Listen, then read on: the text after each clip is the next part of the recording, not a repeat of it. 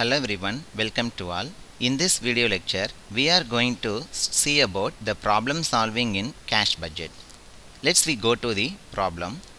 Prepare a cash budget from the following information for the month April to June. Cash at the bank on 1st April 2006 as rupees 12,500. Particulars. For the month February, March, April, May, June, the corresponding sales, purchases and wages amounts are given in the tabular column. The additional information on the problem is 50% of credit sales are realized in the month following the sales and remaining 50% in the second month following.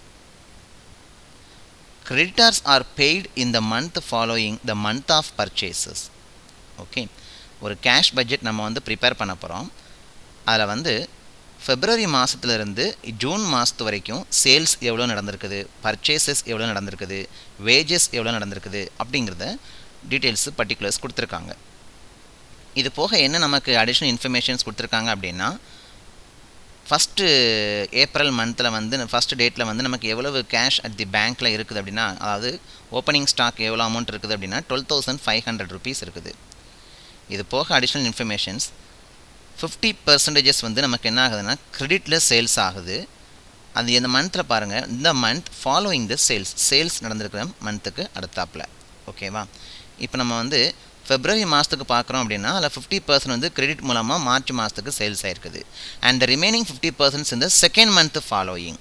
அதே வந்து second month February மாதம் பார்க்கும்போது ஒரு 50% வந்து March மாதத்துக்கு கிரெடிட்டில் sales ஆகிருக்குது.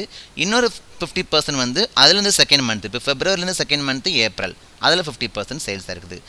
Credit சேல்ஸ்னால் என்ன அர்த்தம்? கேஷ் நம்ம வந்து வாங்காமலே முன்னாடியே சேல்ஸ் பண்ணுறோம். ஓகேவா, அந்த மாதிரி 50% வந்து நெக்ஸ்ட் மந்த்துக்கும், அனதர் 50% வந்து அடுத்த 2 months லேட்டருக்கும் சேல்ஸ் ஆகுது கிரெடிட் மூலமாக. இதில் the creditors are paid in the month following the month of purchases. அதாவது என்ன அப்படின்னா, கிரெடிட்டார்ஸ் வந்து எப்படி நமக்கு வந்து அமௌண்ட்டை வந்து பே பண்ணுறாங்க அப்படின்னா 1 monthக்கு முன்னாடியே ப்ரீவியஸாக. ஓகேங்களா, ஸோ அது வந்து பேமெண்ட்ஸில் நமக்கு வரக்கூடிய டீட்டெயில்ஸுக்கு இந்த டேட்டா வந்து அடிஷ்னல் இன்ஃபர்மேஷன்ஸ் ஹெல்ப்ஃபுல்லாக இருக்க போகுது. இப்போ இந்த ப்ராப்ளம்க்கு நம்ம எப்படி ஒரு கேஷ் பட்ஜெட் வந்து ப்ரிப்பேர் பண்ணலாம் அப்படிங்கிறத பார்க்கலாம். Let's we go to the solution.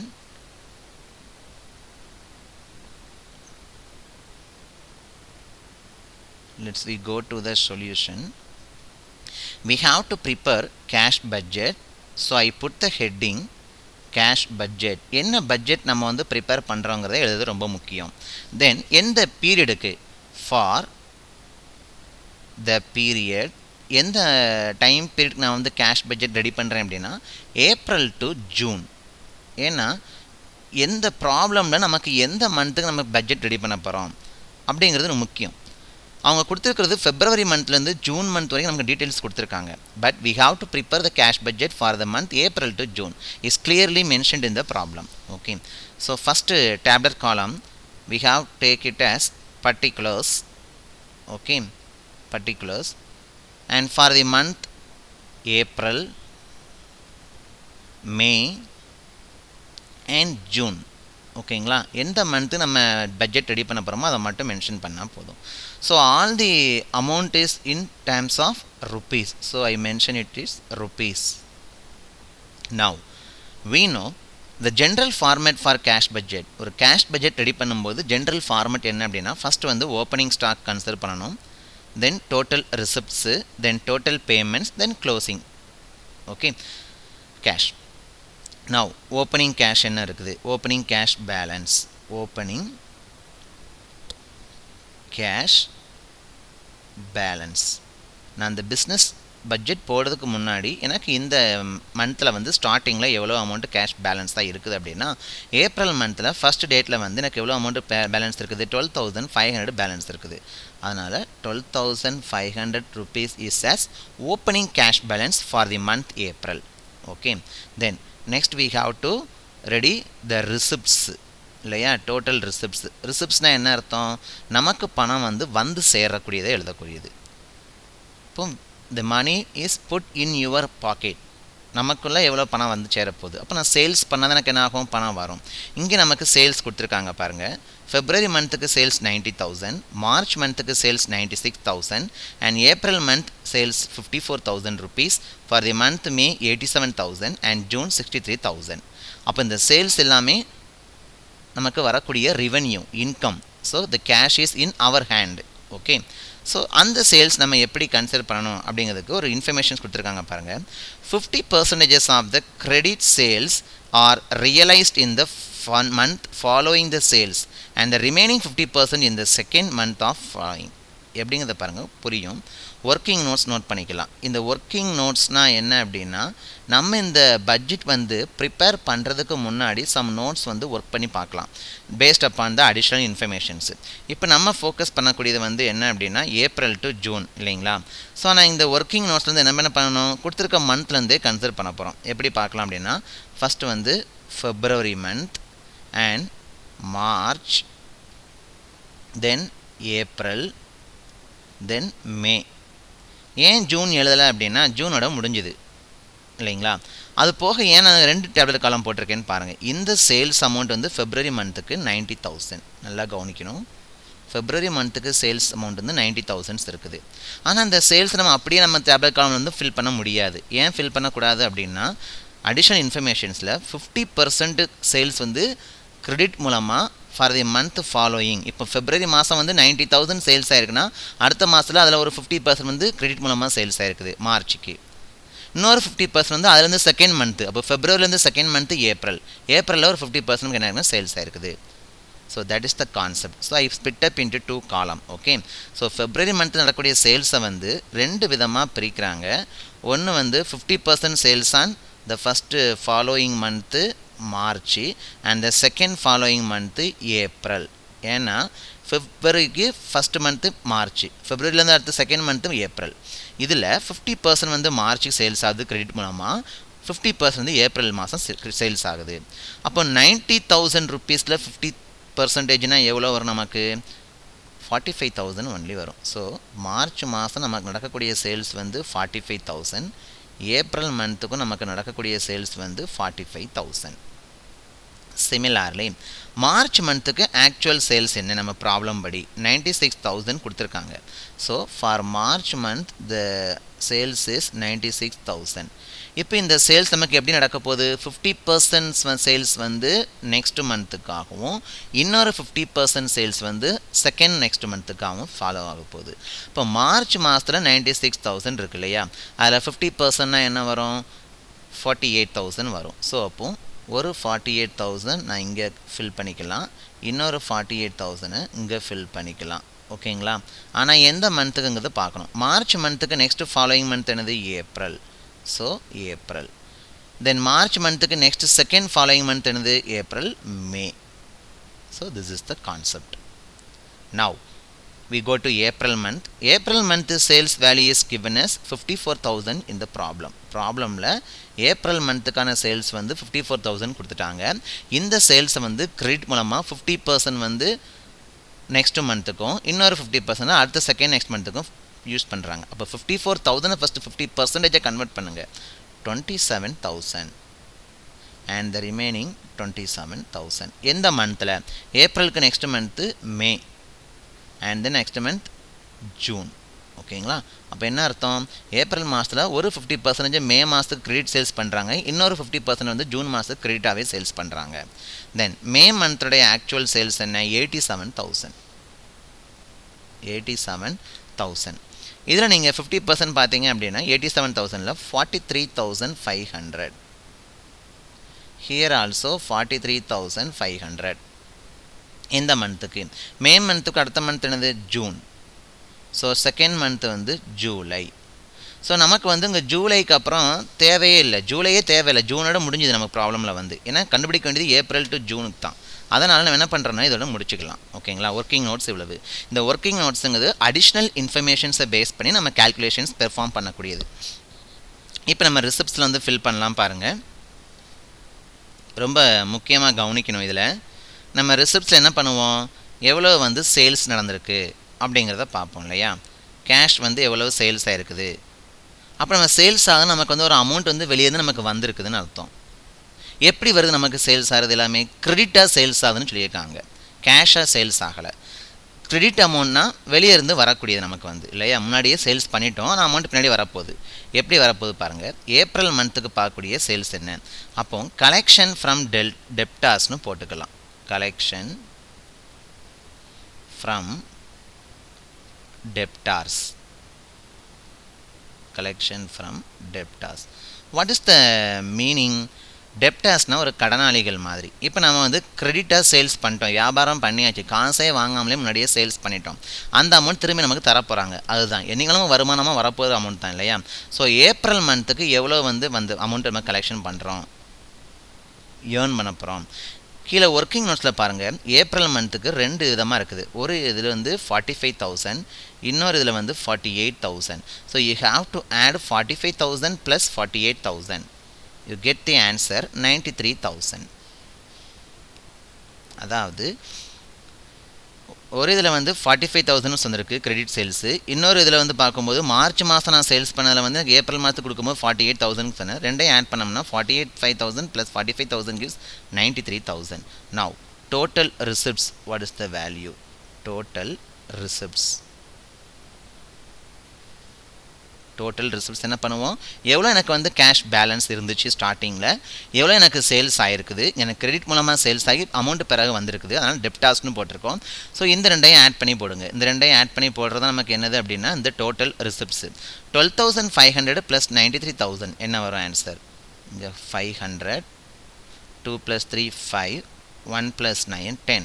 So 1,05,500 rupees is the total receipt amount. now payment. இப்போ நம்ம பேமெண்ட்னா எனக்கு வந்த ரெவென்யூ வந்து ரிசிப்ட் வந்து 1,05,500. இந்த ரெவென்யூ வச்சு நான் வந்து என்னெல்லாம் பேமெண்ட் பண்ண போகிறேன். இப்போ லேபர்ஸுக்கு நம்ம சார்ஜஸ் கொடுக்கலாம், இல்லை ஏதாவது ஒரு பொருள் வாங்கலாம் அடுத்த ஒர்க்கு தேவைக்காக. இதெல்லாம் பேமெண்ட், நம்ம கையிலேருந்து காசு வெளியே போகிறது இல்லையா. ஸோ நம்ம ப்ராப்ளமில் பார்த்தீங்கன்னா பர்ச்சேசஸ் அண்ட் வேஜஸ் தான் கொடுத்துருக்காங்க. இதில் பர்ச்சேசஸ் வந்து எப்படி கொடுத்துருக்காங்க பாருங்கள். லாஸ்ட் அடிஷ்னல் இன்ஃபர்மேஷன் பாருங்கள். Creditors are paid in the month following the month of purchases. அதாவது என்ன மீனிங் அப்படின்னா, நம்ம எந்த மாதத்துக்கு பார்க்குறோமோ அந்த மாதத்தினுடைய ப்ரீவியஸ் மந்த்து பர்ச்சேஸ் பண்ண அமௌண்ட்டு. இப்போ நான் ஏப்ரல் மந்த்துக்கு பார்க்குறேன்னா அதுக்கு பர்ச்சேசிங் அமௌண்ட் எப்படி எழுத போகிறேன்னு பாருங்கள். பேமெண்ட்டில் பர்ச்சேஸ் அமௌண்ட்டு நான் எழுத போகிறது ஏப்ரல் மந்த்துக்கு. ஸோ நான் ஏப்ரல் மந்த்துக்கு பார்க்குறோன்னா முன்னாடியே பர்ச்சேஸ் பண்ணி வைக்கணும். அப்போ என்னது, மார்ச் மாதம் எனக்கு எவ்வளோ வந்து பர்ச்சேஸ் ஆகிருக்குது, 72,000 வந்து பர்ச்சேஸ் அமௌண்ட்டாக இருக்குது. நல்லா கவனிக்கணும். அடிஷ்னல் இன்ஃபர்மேஷன் வேல்யூவை பேஸ் பண்ணி நான் வந்து ஃபில் பண்ணிட்டு வரேன். Creditors are paid in the month following the month of purchases. ஓகேங்களா. ஸோ அதனால் ப்ரீவியஸ் மந்த்துக்கு. நெக்ஸ்ட்டு இது போக அவங்க என்ன செலவு பண்ணுறாங்க, வேஜஸும் பண்ணுறாங்க, அதுவும் ப்ரீவியஸ் மந்த்துக்கு தான். எல்லாமே பேமெண்ட் தான் இல்லையா, எல்லாமே வேஜஸ், எல்லாமே பேமெண்ட், நம்ம கையிலேருந்து காசு வெளியே போகிறது 7,000. ஓகே. அதாவது ஃபாலோயிங் த மந்த் ஆஃப் பர்ச்சேஸ்னால் ப்ரீவியஸாக பர்ச்சேஸ் பண்ணி அதுக்கப்புறம் ஃபாலோ பண்ணி நம்ம பே பண்ண போகிறோம். அதுதான் ஞாபகம் வச்சுக்கணும், ஒரு சின்ன ஷார்ட்கட் மாதிரி.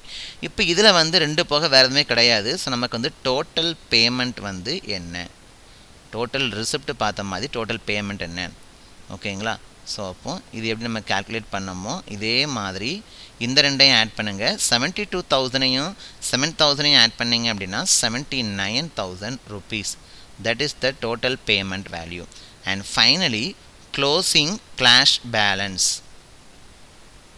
Closing cash balance.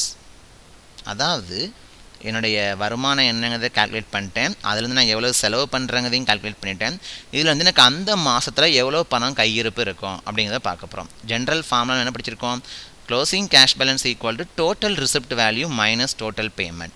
So for the month April, total receipt value is 1,05,500. Total payment is 79,000. If you subtract these values, 26,500 rupees.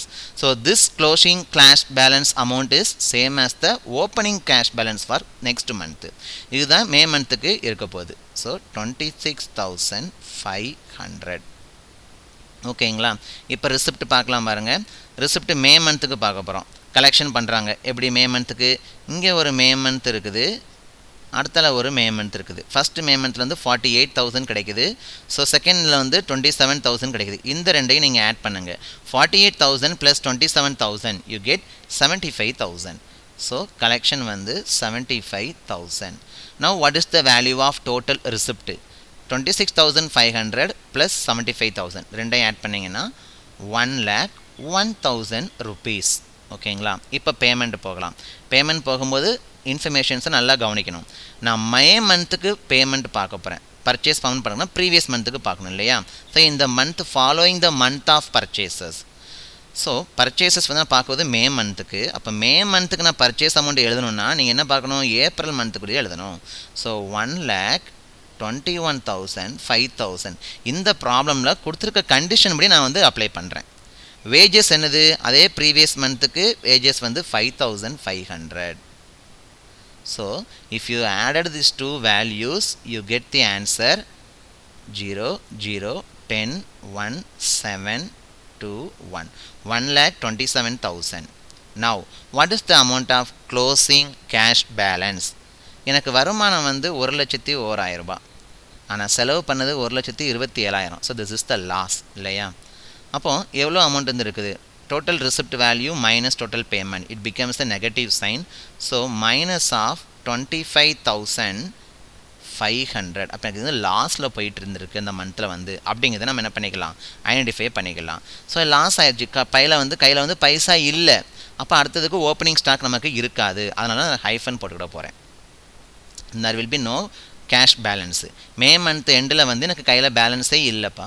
அப்போ அடுத்த ஜூன் மாதம் ஓப்பனிங் என்ன இருக்கும்? அந்த அமௌண்ட்டு கையில் இல்லாமல் தான் இருக்கும் இல்லையா? அது புதுசாக வந்து வரப்போகிறது கிடையாது. ஸோ நெக்லெக்ட் பண்ணிடுறோம். டேஷ் போட்டிருக்கேன். இப்போ collection from debtors for the month June. ஜூனுக்கு பாருங்கள்.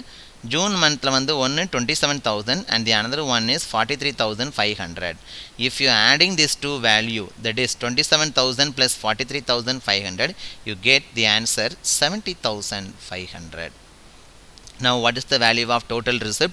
The same answer 70,500. Okay. Now purchases. June மந்த்துக்கு நான் பர்ச்சேஸ் பார்க்க போகிறேன்.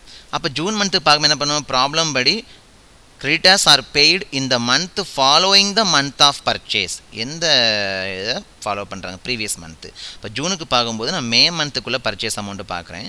So 1,23,500 1,23,000 only. Okay. And wages for the May month வந்து 5,000. அதை அப்படியே ஃபாலோ பண்ணுறாங்கன்னு அர்த்தம் ப்ரீவியஸ் மந்த்துக்குள்ளது. ஸோ டோட்டல் பேமெண்ட் என்ன வந்திருக்கும்? 1,23,000 + 5,000 1,28,000. Okay. Now what is the closing balance, cash balance at the end of the June month? Total receipt value is 70,500 and total payment is 1,28,000. வந்த வருமானம் எனக்கு வந்து என்ன அப்படின்னா ரிசிப்ட் வந்து 70,500 தான். ஆனால் பேமெண்ட் போட்டுறது வந்து 1,28,000. This is also a loss இல்லையா? So if you subtracting this two values you get the answer -57,500.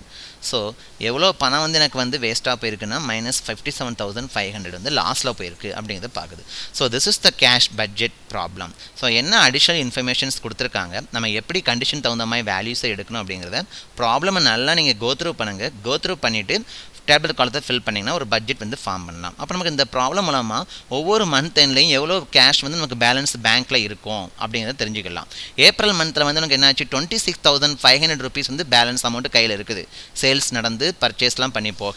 ஆனால் மே மந்தில் பாருங்கள் மைனஸில் வந்துருக்குன்னா அமௌண்ட்டே இல்லை, அவ்வளோ அமௌண்ட் நமக்கு லாஸ் ஆகி போயிடுச்சுன்னு அர்த்தம். அதே மாதிரி தான் ஜூன் மந்த்தும். ஸோ ஒர்க்கிங் நோட்ஸ் வந்து ரொம்ப முக்கியமானது. கண்டிஷன்ஸ் தகுந்து ப்ராப்ளம்ஸ் நம்ம என்ன பண்ணிக்கலாம், பட்ஜெட் வந்து ஃப்ரேம் பண்ணிக்கலாம். ஓகே, தேங்க்யூ ஃபார் வாட்சிங் this video. If you have any doubt please comment below. I will clarify you. See you in the next session. Thank you everyone.